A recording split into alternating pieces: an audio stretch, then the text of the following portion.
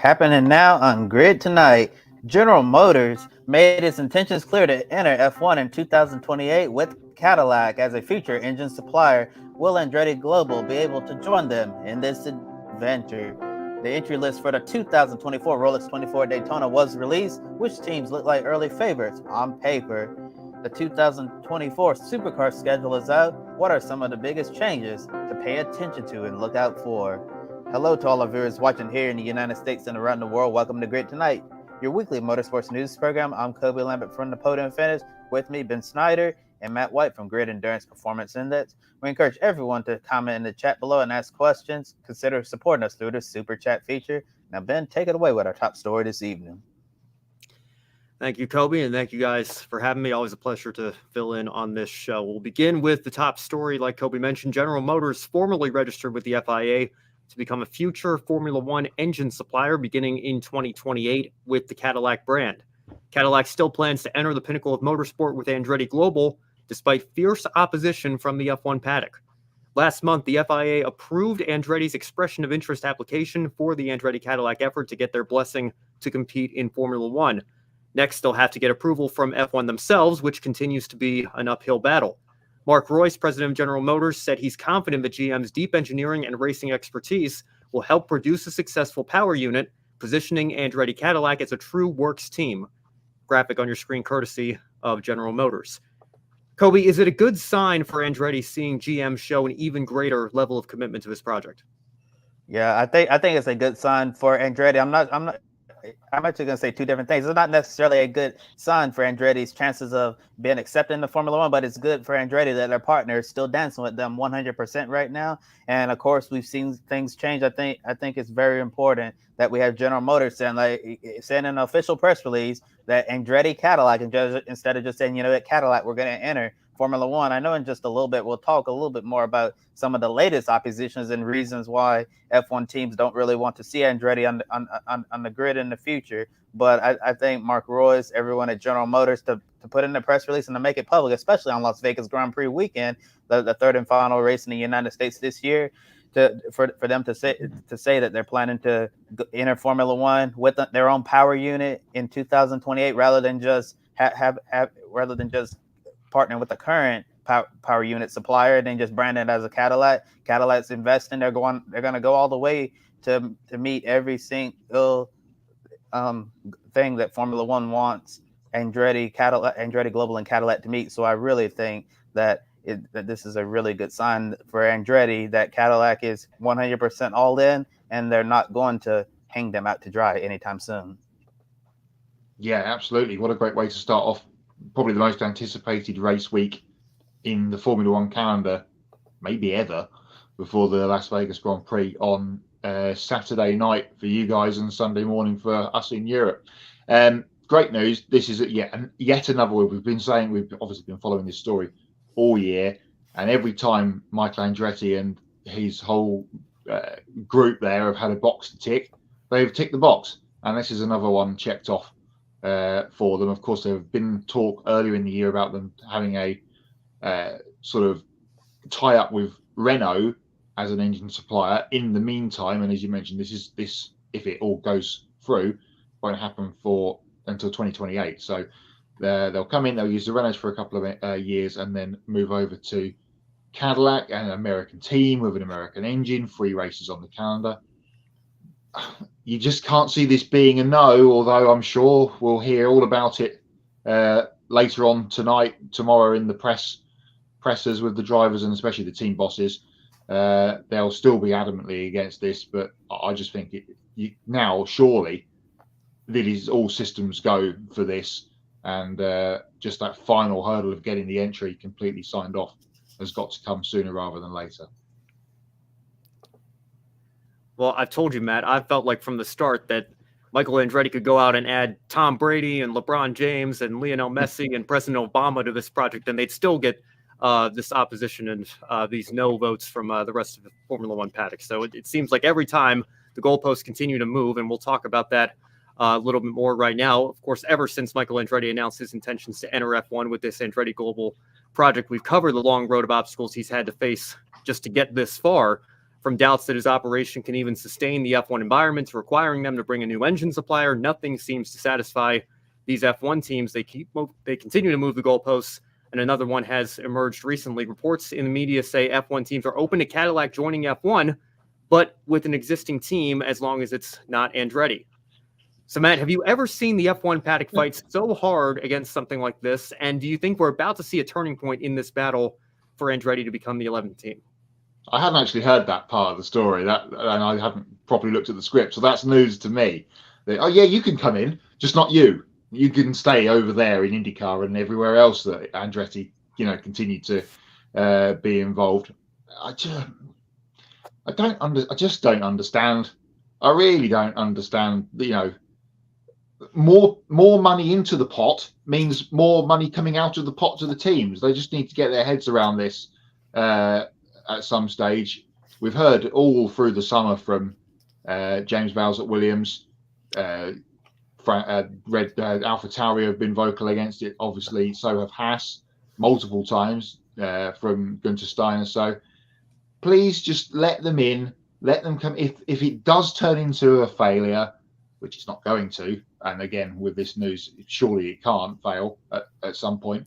This isn't going to be like the first season of BAR back in the 90s, where they said they were going to come in and win the championship in their first season and failed to finish every race. It's a full, proper team. And to be honest, I'm quite bored of this story now, and it just needs to be signed off and let them in. And as I said a couple of weeks ago, if you don't like it, go and take your ball and play somewhere else. And you guys can correct me if I'm wrong.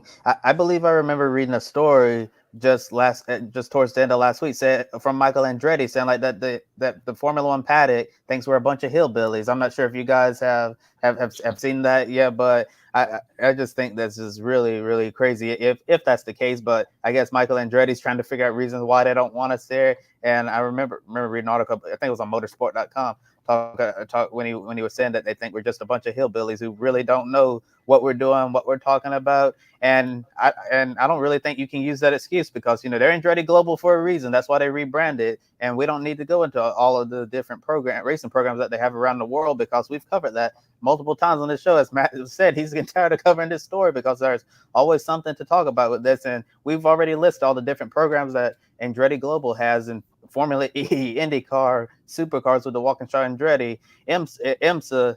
There's just so many different things that Andretti is a part of, and so far we haven't seen Andretti be a complete and utter failure. They know how to handle this. I think they'll be able to handle F1 as well.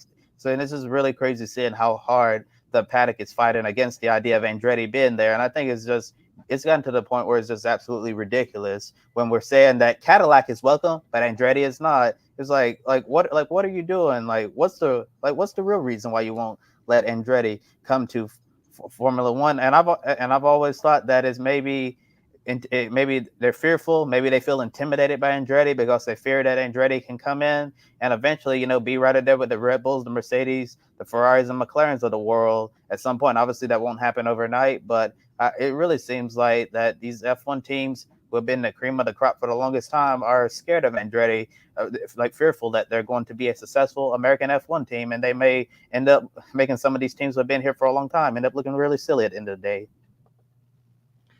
Well, Kobe, I just went back and verified because I thought I had seen something about this last week. But I, from what I'm understanding, Cadillac has put their foot down and said, we will not come if we can't come with Andretti as a package deal here. So it seems like they're committed to working with Andretti throughout all this. But my biggest, and I've said this from the start, probably on this show as well, my biggest disappointment is that Gunther Steiner is so adamantly part of this opposition here, because you only have to turn the clock back to, 2014, 2015, when Haas were trying to come into Formula One. I think a lot of people forget Manor was still on the grid. This was an American outfit trying to become the 11th team, and Gunther Steiner was a huge part of that. And now we have an American outfit trying to come in as the 11th team, and you're saying, oh, they're going to dilute the prize fund. We're not sure that they're going to be competitive or if they're serious, and we think the sport's in a good place with 10 teams. You were the 11th team. You were the 11th American team. And now you're saying 7 years later that Michael Andretti and his team is not. And by the way, if the name Andretti can't get into the Formula One grid as the 11th team, how can anyone else? This is your 1978 champion Mario Andretti and his son who, like you mentioned, Kobe, has successful race teams in so many different series all across America, all across the world.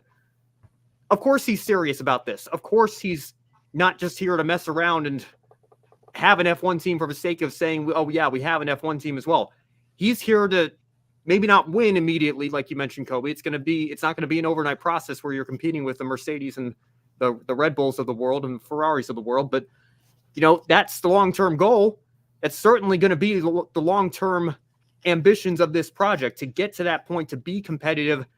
And if not be winning races or competing for podiums, certainly at least being able to equal what Haas did when they came in and had a strong sixth-place run on debut with Roman Grosjean and several strong points finishes throughout the rest of their year, and eventually peaking at, fifth in the Constructors in 2018? I know they've fallen back in recent years, but they jumped right into the midfield when they first got here. I have no doubt that if the cards fall Andretti's way, that the effort that they're putting into this organization, they would be able to do the exact same thing here. So maybe there's a point to what you said, Kobe. Maybe they're just intimidated that eventually this could be more competition for the top teams even, and they don't want to see that.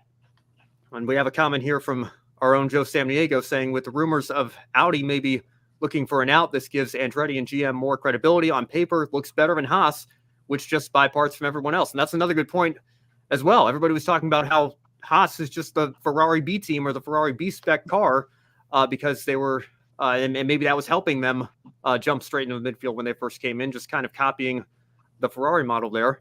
And Adam brings up a good point as well. Michael Andretti has F1 experience himself, running a half season with McLaren in 1993, and until just a couple of weeks ago, was the last American to score points in Formula One. The biggest hypocrisy of all of this for me is the F1 teams come together and they sign the calendar off. And how many American races have we had added in the last however many years? 2.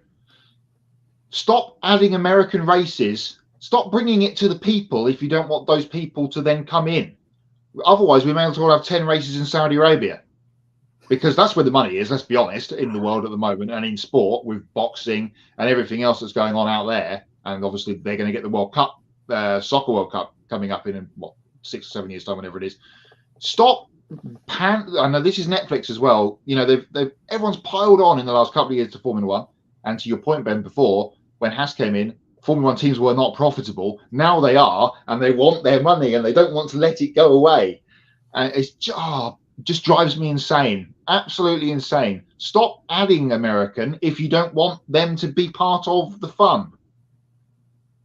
Well, what have we said from the start? They're interested in American dollars, not American drivers, or apparently American teams as well. Teams. Or a trip to Las Vegas, because have you seen the prices? They are absolutely ridiculous. Like those prices, I just don't.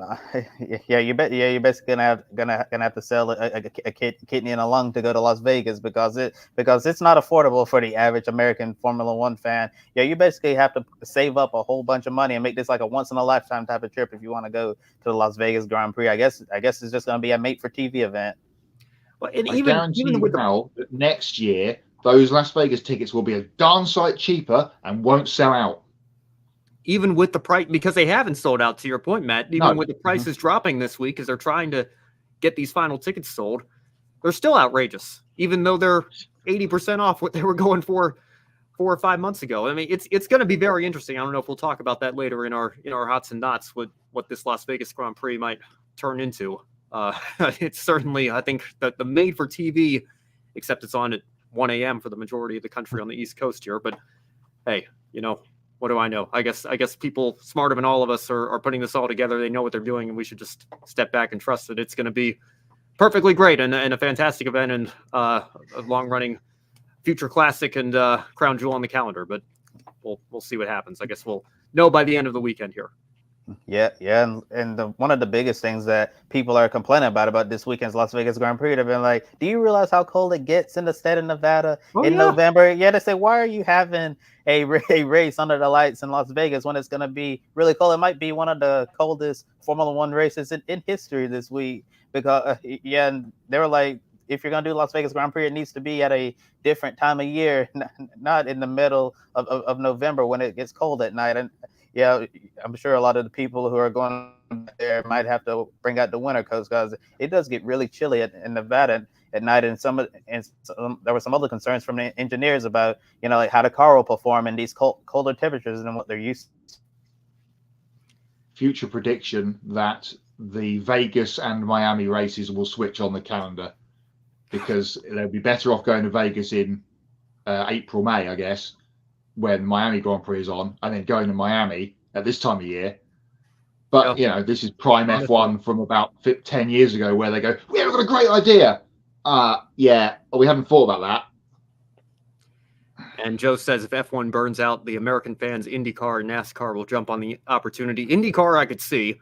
NASCAR, I think, is quite a bit different. And, I don't know how well the gimmicks might go over with some of the F1 fans, like the playoffs and the stage racing and everything. But, I mean, it's certainly in the 1849 demo, you're seeing F1 really start to compete and maybe even overtake NASCAR. Total viewership, NASCAR is still king, but we'll see if those trends hold for another 20, 30 years, and then it'll be very interesting to look at where those respective series are. Anyway, we move on now, unless you guys have anything else to add. No, I think we should maybe save it for the knots section, because I certainly have some more thoughts on Vegas, but we'll leave that be for now. We move on to the IMSA WeatherTech Sports Car Championship, where it's been a busy week. The official entry list was released for next year's Rolex 24 at Daytona. Many driver lineups confirmed as well.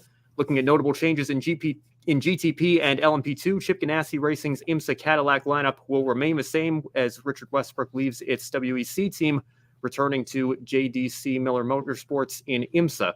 Porsche Penske Motorsport will enter 4 drivers in each car instead of 3. Notably, Joseph Newgarden will be back in the number 7 Porsche for Daytona.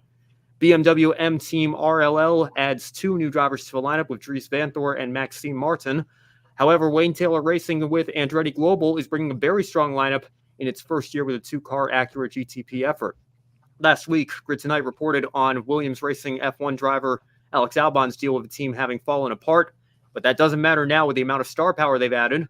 We also discussed Brendan Hartley and Colton Herta joining the endurance lineup. Now, WTR Andretti has added a pair of former F1 drivers with Marcus Ericsson in the number 10 and 2009 world champion Jenson Button in the number 40.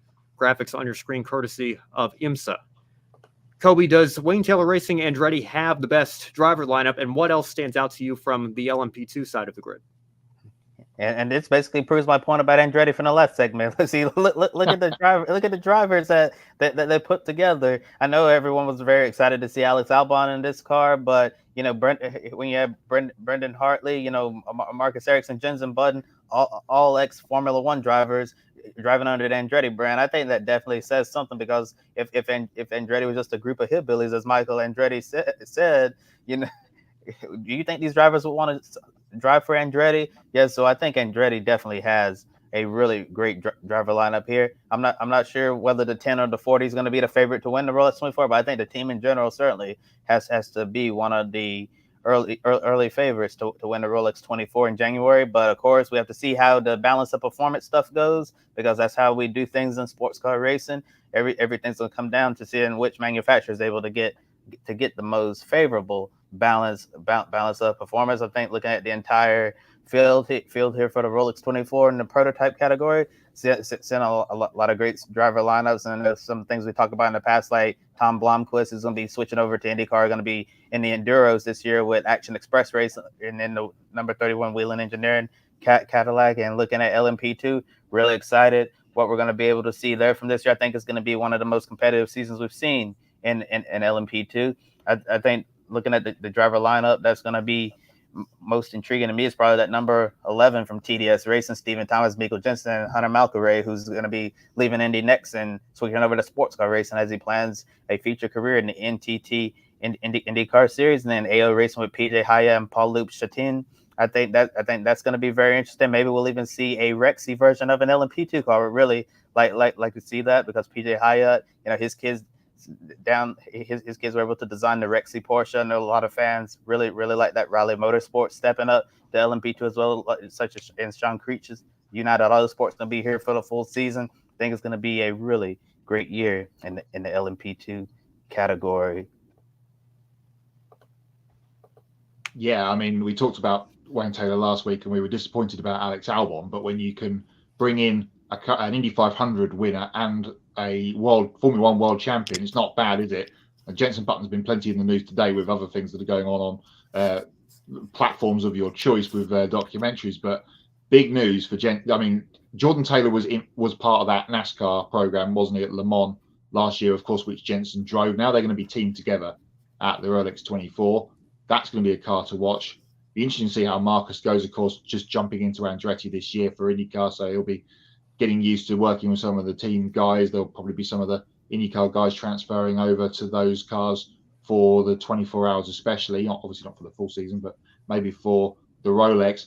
So that DPI category is GTP, going back in time, GTP category is looking solid. And there's some great driver lineups in there. I'm really looking forward to what the TBAs turn out to be in LMP2, because there's plenty on that list. You would think probably at Tower, Scott McLaughlin may get another run in the number 8 car. Did very good job for them last season in the appearances that he made at the Rolex and at Petit Le Mans.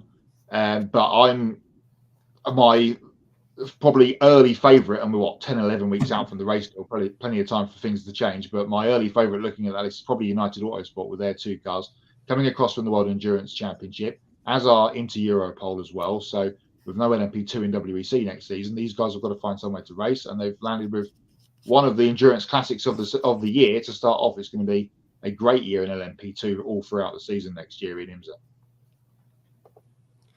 Now let's move on to GTD. GTD Pro Class will also see some strong lineups, starting with Corvette Racing by Pratt Miller Motorsports as Danny Hunkadea and Earl Bamber join as endurance drivers. Paul Miller Racing's leap to GTD Pro will see Neil Van Verhagen and Sheldon Vanderlinde join Madison Snow and Brian Sellers. Pfaff Motorsports' switch from Porsche to McLaren will have Oliver Jarvis and Marvin Kirchhofer competing full-time. Representing the IndyCar paddock, Alexander Rossi and James Hinchcliffe will be reunited in this McLaren GTD Pro car. In GTD, the number 43 Andretti Motorsports entry was supposed to be an Aston Martin, but they've decided to go with a Porsche instead for Jared Andretti, Gabby Chavez, and Scott Hargrove. There's also going to be an Andretti Lamborghini fielding Kyle Marcelli and Danny Formal. Proton competition is entering a GTD Ford Mustang with drivers set to be announced at a later date. Proton is like just Andretti fielding cars in both prototype and GTD classes.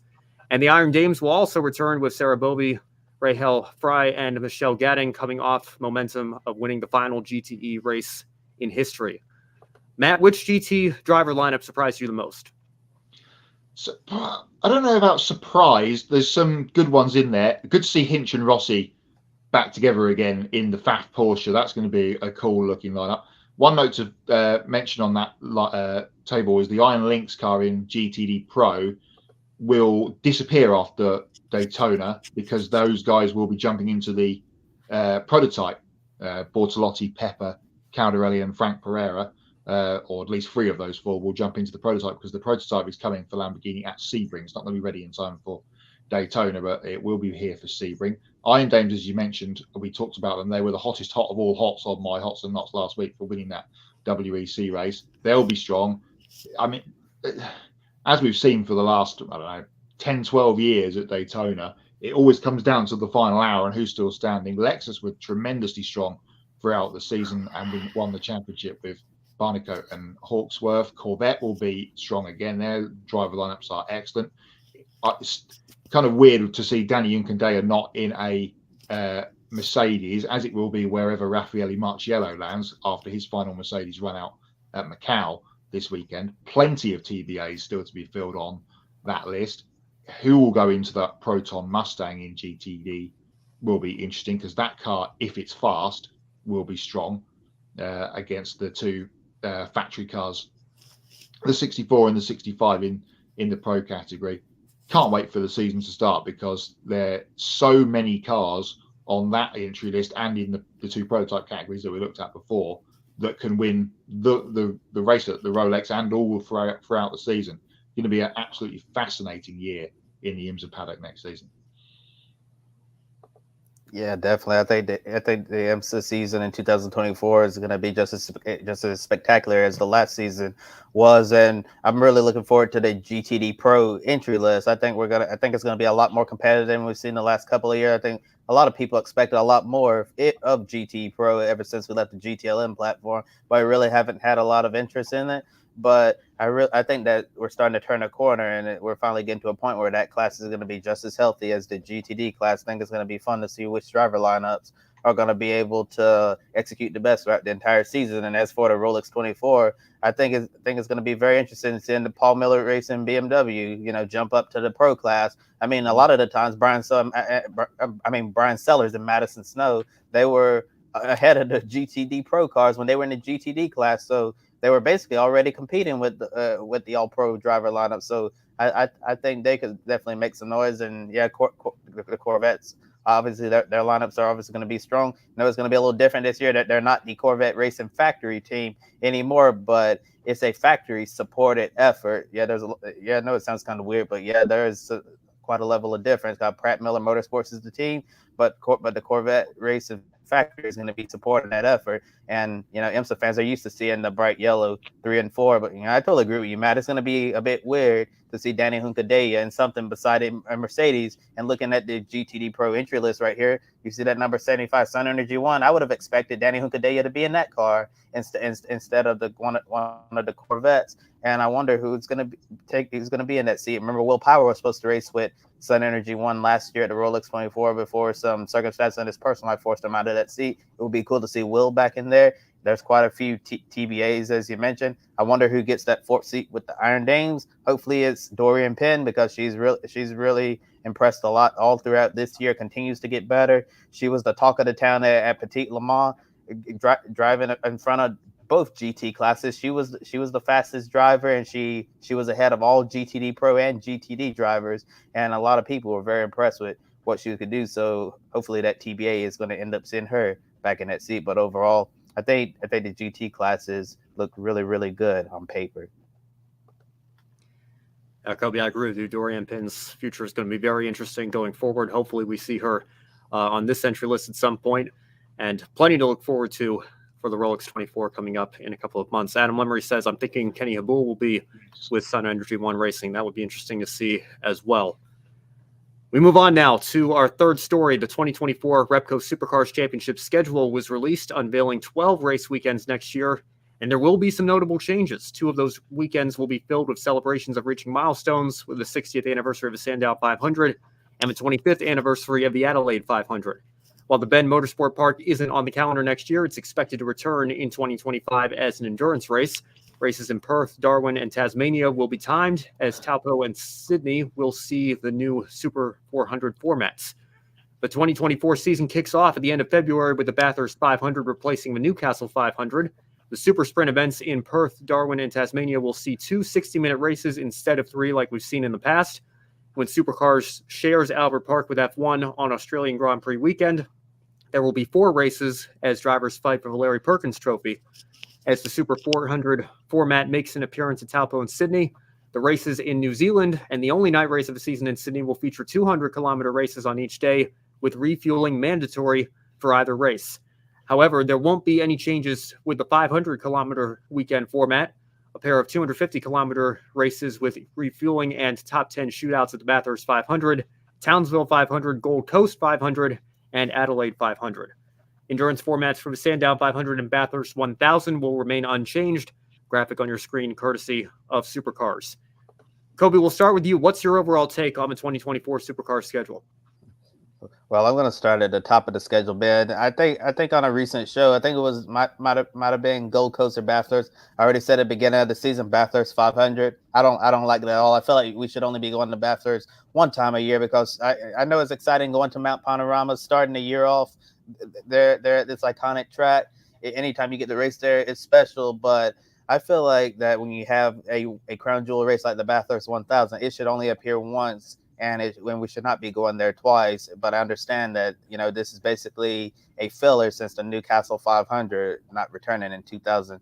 2024. And you also mentioned some of the changes that we're going to see, such as 60-minute time races. I'll have to defer to Matt, but I'm not sure how long the races last under the old format.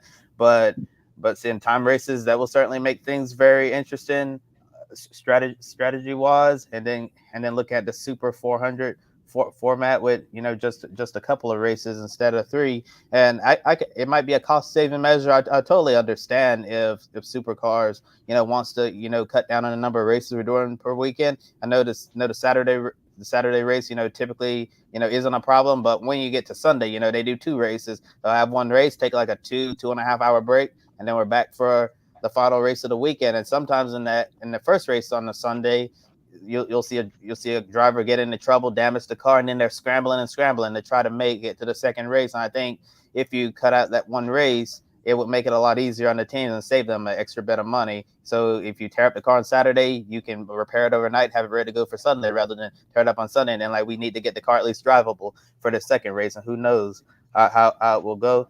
But yeah, looking at the schedule rundown, I don't really have any major complaints about the schedule. It's going to be interesting to see how these changes are going to look in 2024.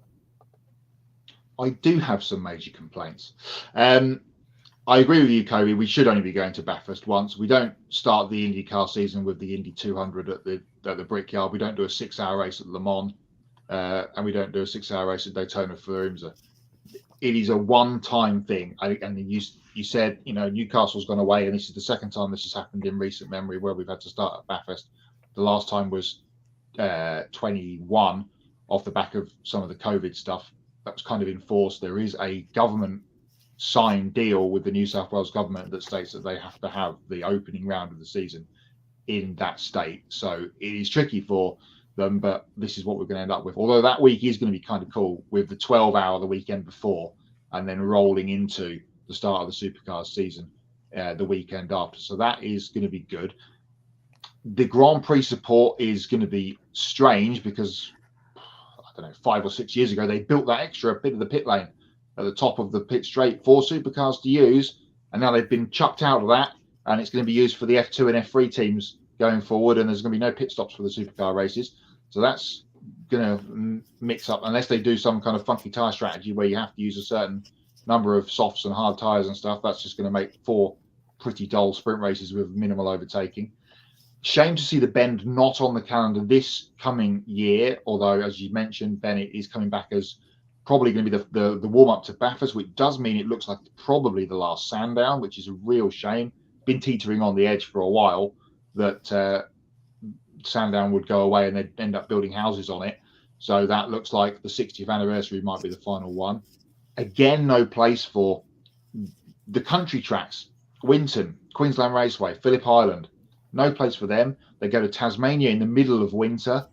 It is going to be. We're going to talk about Vegas being cold this weekend. It's going to be absolutely Arctic conditions at Symonds Plains in August. That's going to be that's going to frighten up some people. They'll be calling in sick for that weekend. I'm not going down there. It'll be far too cold. Good though that I do like the fact that we've gone away from, as you mentioned, Kobe, those 2 races on the Sunday. The first one of the 2, traditionally, on any of the weekends these last couple of years, has been the least watched race on television. People will tune in for the Saturday race, and then they'll tune in for the Sunday race at the end of the day. And that builds trackside and watching on TV. That Sunday now will build. They might even throw a practice session in or a warm-up of some kind in the morning. Then we'll have qualifying at lunchtime, and then the race later on in the afternoon. It kind of builds the day without having that middle day race in there. The time thing, I think it was Conor O'Brien on the V8 Sleuth website did a story over the weekend about this year's races against timed. We're actually going to get more racing over those sprint races, being that it's 60 minutes. A lot of them have come in at 45, 50 minutes, so we are going to get a lap or 2 here or there. But that could make all the difference in terms of championship and the race battles and such like. So it's going to be interesting to see how that plays out. I do kind of like them going back down to 2 races, although it's only for a few events. Good to see them going back to New Zealand, although that has been confirmed for some time. And as I've said for the last few years, and might have to say for the last time next year, Sandown, Bathurst, Gold Coast, Adelaide, just the perfect run-in to any championship on the planet. As I said, looks like it might be the final Sandown this year. So that's a shame. But all in all, I'm mixed, but I do kind of like it. I just wish there was more than 12 rounds, because you race, you have storylines, and then they all flutter away. And then there's another race again. And then, like NASCAR, we have it every week. IndyCar's kind of a couple or 3 weeks. But supercars have got to get more races more of the time. I know we've got Olympics as well to deal with next summer. Everyone's trying to avoid, so that's tricky. Hi to Demas, who's watching in. It's just going to be, I can't wait for it. Also can't wait for Adelaide next weekend to see who wins this year's championship. All right, we'll leave it there. Kobe, take it away with more motorsports news from around the world. Yeah, before we do that, gonna read a few more comments in the chat room. Yeah, Dima said Bathurst 500 again, the season opener, the Supercars Championship. Yeah, unfortunately, we're gonna have to do that, but I realize that's the best Supercars can do for given the circumstance. So I guess I'll take it. And then Adam Limmery says they can't wait for Taupo in New Zealand. It's a great track. Yeah, I've seen some clips of it on YouTube. It looks very interesting. And Adam also says that he loves Sandown, plenty of history there, and he agrees with you, Matt. Bring back Winton, Queensland's Raceway, and Phillip Island. And now let's talk about some more motorsports news from around the world. And in one of the worst kept secrets in the NTT IndyCar Series paddock, Graham Rahal will return to the number 15 Rahal Letterman Lanigan Racing Honda on a multi-year contract extension. After a tough month of May, some thought Rahal might look elsewhere to continue his driving career. However, we saw RLO rebound as 2023 went on. Rahal won 2 poles in the final 4 races, started on the front row 3 times, and had a strong podium finish in the Gallagher Grand Prix on the IMS road course. Rahal also acknowledged glimpses of what he and the team can be based on the improvements toward the end of the season, so he's looking forward to building on that. Crew chief Ben Bayshore will stay with John Hunter Nemechek in 2024 as both make the move to the NASCAR Cup Series with Legacy Motor Club. The crew chief driver pair won 7 races together this year in the Xfinity Series, including 17 top 5s, 24 top 10s, 2 poles, and a championship 4 appearance. Bayshore has spent time as a race engineer at the team known today as RFK Racing and Joe Gibbs Racing, serving as an engineer on Kyle Busch's team, and later became his crew chief. He also spent time working with multiple drivers in the Xfinity Series, including Harrison Burton, and finished up this season strong with Nemechek. In reference to the chemistry between driver and crew chief, Nemechek said it's hard to find, but feels like Bayshore is the perfect match for him. Graphic courtesy of Legacy Motor Club. 17-year-old American driver Leah Block signed with Williams Racing Driver Academy. The daughter of the late Ken Block will represent Williams, driving for ART Grand Prix in the 2024 F1 Academy season, bringing experience in rally, extreme, and rallycross. Block will begin her first full season open wheel racing. Williams Racing Team Principal James Valls praised Block's natural talent, her mindset of a champion. He's looking forward to working with her. Block will get to race all over the world in F1 Academy in 2024 at Saudi Arabia, Miami, Barcelona, Zandvoort, Singapore, Qatar, and Abu Dhabi. Photo courtesy of Williams Racing. And according to Mike Straw from Insider Gaming, IndyCar has officially terminated its agreement with Motorsport Games and in the deal to create an IndyCar video game. Straw says there was an SEC filing on November 8th, which was made public yesterday on November 14th, to show that IndyCar is terminating its 2 licensing agreements with Motorsport Games. This news arrives after recent reports of the entire team that was developing the new IndyCar video game who got laid off. Motorsport Games just lost the license to create NASCAR video games to iRace a short while ago. Now they've lost this agreement with IndyCar and the British Touring Car Championship to create their games. The screenshot you see on right now is from the SEC filing, courtesy of Insider Gaming. And now I'm going to turn over to Matt for everyone's favorite game, Pick a Winner. Yes, and pick a winner coming down to a crunch. We've only got, I think it's 9 points left available on the table, and there's only 4 of us now that can win it. 2 Matts, Alex and Kobe, who has a 1-point lead going into this weekend, where we have 2 events on the table to pick from. It's the final round of WRC. They're in Japan this weekend. All championships wrapped up, of course. Rovanpera drivers and Toyota as the manufacturers championship.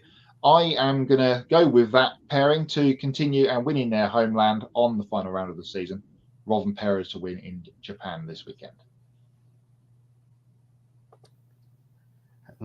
Looking at World Rally Championship season finale, Rally Japan. I looked at the entry list, and I'm going to go with Kali Rovanpera to get the job done, the 2-time champion. Admittedly, World Rally Championship is not a series I follow very closely, but I am familiar with Calle Rovanpera and his success over the last couple of years. So I guess I'll just make it unanimous and go with him as well. It's coming down to a proper crescendo in MotoGP after another great weekend in Malaysia at the weekend. They're in Qatar for their penultimate race. We've got penultimate rounds for MotoGP and F1 this weekend. And then next weekend, the finales at Abu Dhabi and Valencia. But Qatar, MotoGP, going to be a Ducati fest, as it always is. And I'm going to continue the role with the guy that keeps picking up my Saturday sprint race points, Jorge Martin, to win the sprint race at Qatar on Saturday and keep the pressure on Francesco Bagnaia. Yeah, we'll see if we'll make it unanimous once again. Also going to keep riding Jorge Martin train. It's been amazing what he's been able to do. Really enjoying this year's championship battle between him and Bagnaia, and it looks like it's going to come down to the wire. I'm not going to make it unanimous all the way through. I guess I'll just stick with who I usually pick for MotoGP. Sometimes it works out for me, sometimes it doesn't, but I'll say Pecco Bagnaia will take the sprint, and Adam Lemarice. Well, it would have been really unanimous if we could throw Adam in there as well if I'd gone with Jorge Martin, but he is going with the duo of Rovanpera and Martin as well for his pick a winner picks here. Our first non-NASCAR pick a winner weekend for a very, very long time. So you'll be able to pick your choices on social media for WRC Japan, the sprint race and the full race for MotoGP, of course, and the Grand Prix at Las Vegas on social media. Use the hashtag pick a winner, get your points in, and you might find yourself on the leaderboard. You won't be able to win though, because it's going, as I said, it's coming down to those four at the top. And it looks like Kobe may be going home again with the second win of the Pick a Winner Championship in a row. More on that next week as we get towards the end of the season for Supercars 2 next weekend. Adelaide, proper finale weekend next weekend. But time for Hots and Nots. Struggling with a hot Ben for this week. So I think I'm going to just pick up off one of Kobe's stories from the news, and that block story at Williams. I just think that's very, very cool. Just following in the footsteps of Papa. And it's going to be great to see her and how she goes. She's with ART, which have been very strong this year and are strong wherever they run. So I feel like that's going to be a very, very cool story. Yeah, well, first of all, second in a row. I thought Kobe was already like a three-time defending champion or going for. Sorry, I apologize. He's been so dominant over the last several years that we've been doing this. We'll see if he can be unseated here this year. You guys have to help hold me more accountable next year, because I start off strong and then I fall so far back that I don't even bother putting my picks in, because I'm usually not on the pre-race show. So I know I need to be a little bit more committed to getting my picks in, and maybe I'll actually be able to finish further up the leaderboard in 2024. And I don't know, maybe we can start doing some pick a winner stuff for Encore next year as we look to continue to expand our coverage. But, Matt, you took the words right out of my mouth there, and we'll talk more about this on the Women in Motorsports show, which will probably air on Friday. We're taping it after this show tonight here, but it'll probably be up on Friday for everybody.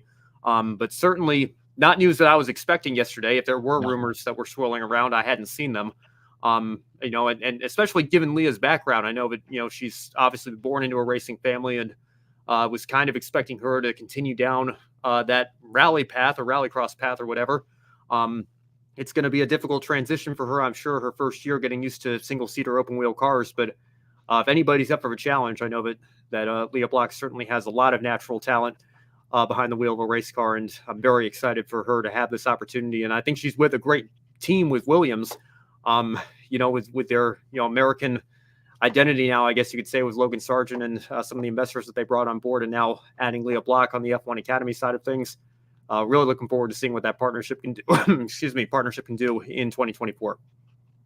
Yeah, I mean, she's got it in the genes, hasn't she? So I'm sure she'll go very, very well. I have a hot, which I'm sure is going to lend into what you mentioned before when we're going to talk about in Knots, which is it's Macau this weekend. It's back after 4 years away.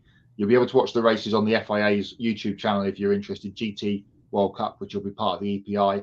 The Formula 3 races as well, which has got the likes of Dan Tickton, Marcus Armstrong, Zane Maloney, and last time's winner, I was going to say last year's, but from a few years ago, Richard Verschoor, coming back to Formula 3 to try and defend his crown.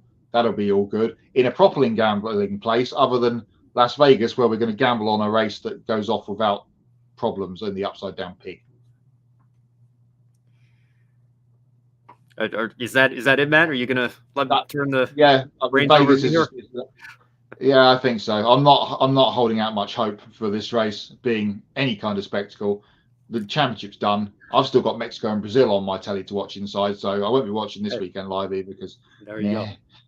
Yeah, if the championship had still been a thing, of which it wasn't from about the fourth race onwards this year, then it might be a bit more exciting. But I just think it's going to be lots of shots of cars going past people in grandstands and not much action really going on the track.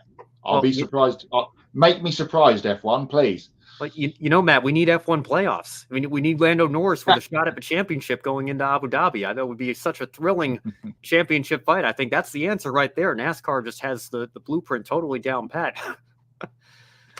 We did have a championship fight, of course, a couple of years ago in Abu Dhabi, which was a shootout, and they messed that one up royally. Yeah, well, but that's how you do it. That's how you mean. Going into the race, it was a natural battle. They were tied on points, and that's what makes it so special. And that's, obviously before what we got in the final 5 laps there. And we don't need to open up old wounds because we have enough wounds to talk about right now with this race for Las Vegas Grand Prix. I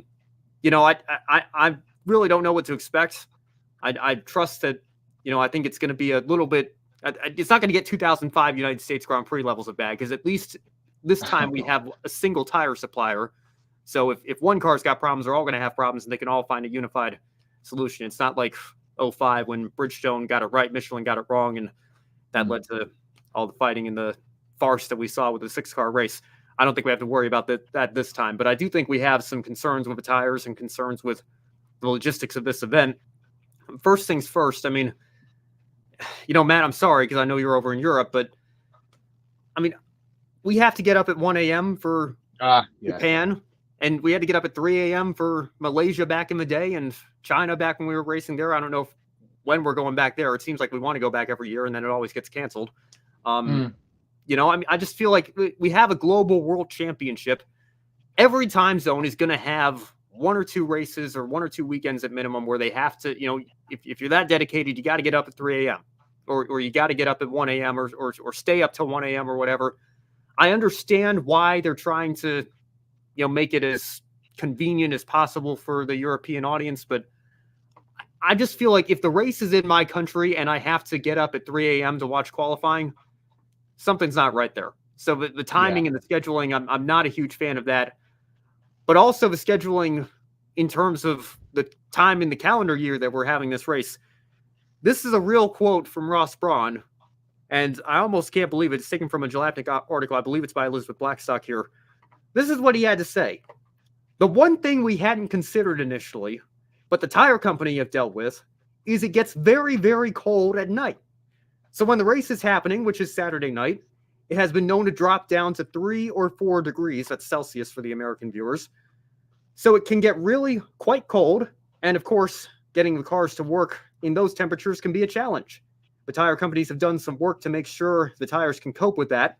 We're definitely facing some new challenges, which we've never had before. But I think it'll be spectacular. Well, I'm sure it'll be spectacular one way or another. Be careful what you wish for there. But I just cannot believe we're talking about the pinnacle of motorsport here. I mean, did people think that, it's a desert, it'll be hot? I mean, Antarctica's by definition a desert because they get like 2 inches of precipitation a year. That's one of the coldest places on the planet. Just because it's a desert doesn't mean you're going to be dealing with the extreme heat that we just had in the Qatar race a couple of weeks ago, which again, I think people were, within the industry were, again, just a month before the race is happening. They was in the back of their mind, like, I hope we don't have to deal with this again in Las Vegas. It's the middle of November. I mean, it gets cold when the sun goes down. I don't know what else to tell you guys. Like, how did nobody see this coming? How did nobody understand that this was going to be a real possibility, that we were going to have a race where we're getting close to temperatures that are literally at the freezing point? It just blows my mind. We're not talking about, your little weekly dirt track racing series here with amateur promoters. This is Formula One racing. And nobody thought, like Ross Brawn saying, we haven't really considered that. Are you kidding me? If that's, what kind of message does that send for your race promoters and for the people that you're charging literally thousands of dollars to come attend this race. It just doesn't make any sense to me that this can be the attitude that we have for a series like Formula One. Well, I mentioned it earlier when we talked about it. I went, I've got a great idea. Oh, hang on a minute. We haven't thought about this. It's dry air makes it more cold, says Joe. I remember going to South Carolina to Nevada, both 99 degrees that day, but much less humid in Nevada. I remember being in Las Vegas in October 2011, a couple of weeks after Dan Weldon was tragically killed at the Speedway. And it was 100 plus during the day. And it was like, I can't walk up the strip. It's far too hot for me. But that was, during the day. It's going to be that warm fairly-ish during the day this weekend. They're also talking about a potential of 40% chance of rain on Sunday during the race. So we could have a snowy Grand Prix in the desert. To your point about time zones, yes, it does work out fairly well for us in Europe. And it also works out well for the Asian countries because it's going to be like dinner time in Australia. Yeah. The same sort of time that the Melbourne Grand Prix has been starting over the last couple of years. So works out for everybody apart from everybody on the East Coast, basically, or if you're at the track. Well, again, I get it. It's a global championship, and you want to try to appeal to all the markets, but I would think that the most important market would be the country that the race is actually in. People, it's certainly around Las Vegas, and again, I know Pacific time it's going to be 10 p.m., which isn't too bad. The race will be ending close to midnight, or the broadcast will at least. So that's probably getting a little bit late for a lot of people. But, you go to the East Coast now, that's 3 a.m. And to Kobe's point, which he just put in our private chat here, FP2 and qualifying, that's a 3 a.m. start time. That's just absolutely insane to think that this is a home race for us. And the country, I get it's a big country. There's 4 different time zones with a 3-hour difference between Eastern and Pacific, but we're still starting at 3 a.m. I understand. If you're going to do this race, I get that you want it to be a spectacle. If you're going to race on the strip, I suppose it certainly makes sense for it to be a night race, but I don't know. Even if it were a midnight start time, I feel like the sun goes down. Certainly with daylight savings being gone now, we're back on the normal time, if you will. It's not like it doesn't get dark early enough. We couldn't have at least bumped it up just an hour. That's my concern here. That's my frustration. Even starting at 7 local, you could have the gloaming dusk race into the dark, like we have at Abu Dhabi. Well, we will have at Abu Dhabi in a couple of weeks' time, because that always makes that race, good to look at on TV. But it's the city that never sleeps, I suppose. So they're just going to stick it at whatever time they feel like. Whether it was a combination of temperature worry for having it on during the day and time zone, they've shot themselves in each foot repeatedly, it seems. But we'll have to wait and see what happens over the weekend. Yeah, I like I said, I don't really know what to expect here. I know there's a lot of different variables and concerns, and I guess we're just going to have to wait and see for a final product. But it's certainly going to be. It's going to be memorable one way or the other. It's going to be interesting. I like the comparison you make, Matt, with Abu Dhabi, because I know that track historically, I guess the exceptions are probably 2021 and maybe 2016 as well. But what do those 2 years have in common? We had an actual championship battle going down to the checkered flag. That always is naturally going to add some more drama to it. I haven't felt that Abu Dhabi puts on good races naturally without that added element. But at least the track is pretty and beautiful to look at. It's certainly you can't argue that it's not a spectacle, and having it start in the twilight of the evening and then end under the lights. It's a beautiful circuit. I just feel like it doesn't necessarily put on the best quality of racing, but I don't know. We'll see. Again, this is the other thing. It's not like this is an average racetrack. There are some very long straightaways here on this circuit. Very long. That plays no small role in how easy it is to warm up your tires.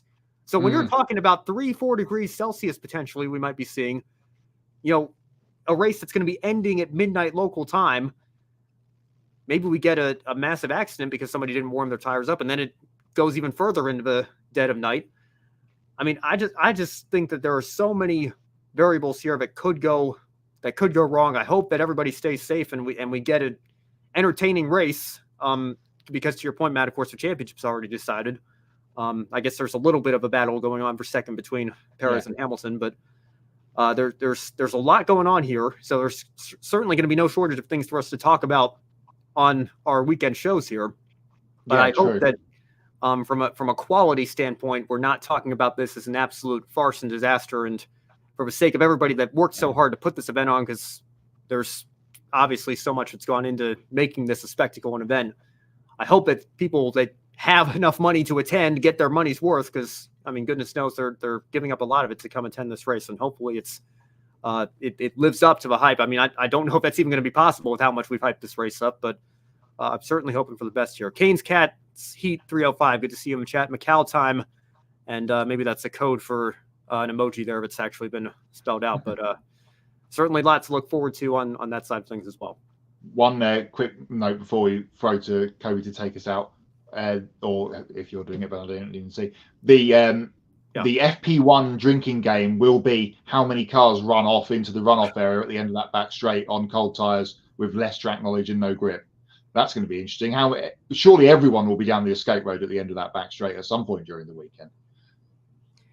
Hey, if the first 19 cars do that and Logan Sargent goes on to be the only car finishing and wins the race, I mean, hey, that'll be a popular win. That'll certainly be something worth talking about there. But hopefully it doesn't get that bad, and I'm sure there's going to be some chaos and carnage throughout the race. It must be. Yeah, but we'll just have to wait and see what happens, and we will bring it all to you on our weekend shows. And speaking of that, let's take a look at our upcoming schedule. On Friday, like I mentioned, we'll have the Women in Motorsports show airing. On Saturday, Grid Live pre-race, and then on Sunday, Grid Live wrap-up shortly after the MotoGP race in Qatar. Please subscribe to our YouTube channel if you haven't already. Thank you so much for getting us up to 760 subscribers now. Help us reach our new goal of 800 on the road to 1,000 and beyond. Don't forget to hit the bell icon to get notifications every time we host a new show or upload a new video.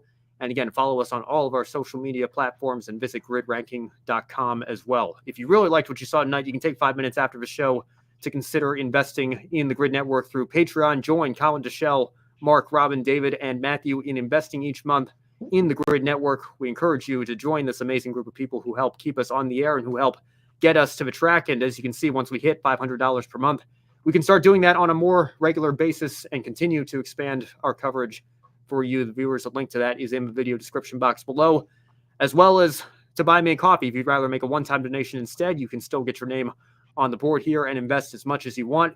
Consider buying a specific on-air personality a cup of coffee. Goodness knows we're going to need it in America with how late the Vegas Grand Prix is getting started, and they will thank you on the air. You can also support us by donating during our live streams through the Super Chat options if you're watching on YouTube as well. For Kobe Lambeth from the Podium Finish and Matt White from Grid Endurance Performance Index, I'm Ben Schneider from Grid Live Encore and LastCar.info. Thank you so much for watching, and we will see you next time.